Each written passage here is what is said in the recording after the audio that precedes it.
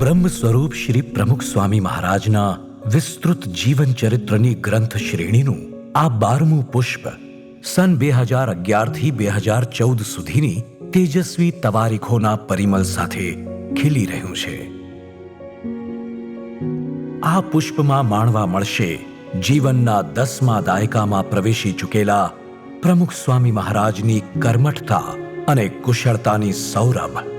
કારણ કે આ સમયગાળા દરમિયાન જ તેઓના વરદ હસ્તે પ્રતિષ્ઠિત થયા 3 શિખરબદ્ધ મંદિરો. મંદિરોની સાથે ચૈતન્ય મંદિરોના પણ વિશ્વકર્મા સમા પ્રમુખ સ્વામી મહારાજે સન 2011 થી 2014ના અરસામાં 250 મુમુક્ષુઓને દીક્ષિત કરી ઇતિહાસ સર્જ્યો છે. એ દીક્ષા મહોત્સવની દિવ્યતા અને દબદબાનું પણ અહીં હૃદયંગમ દર્શન છે. નવયુવાનોને દીક્ષિત કરવાની સાથે પ્રમુખ સ્વામી મહારાજે યુવા પેઢીને શિક્ષિત અને વિકસિત કરવાનું પણ આગવું અભિયાન છેડેલું.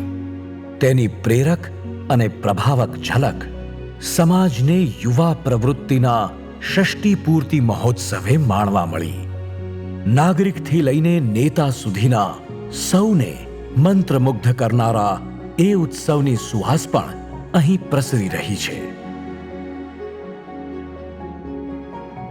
પ્રમુખ સ્વામી મહારાજના સંગે ઉછળતો ઉગતી પેઢીનો આ ઉલ્લાસ સ્વામીશ્રીએ જ્યારે અમેરિકાના રોબિન્સવિલની ધરતી પર પદાર્પણ કર્યું ત્યારે તો આસમાનને આંબી ગયો.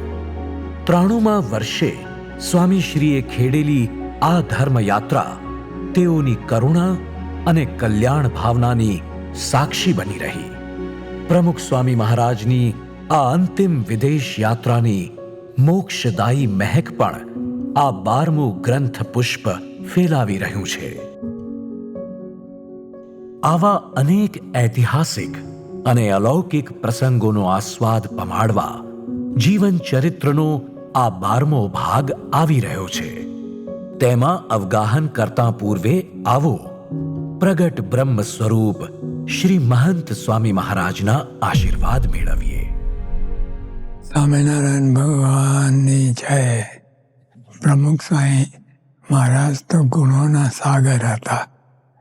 આપણે ધાર્યું ના હોય એવા ગુણ સાંઈ બાબામાંથી નીકળે ને આપણે નિહાલ થઈ જઈએ.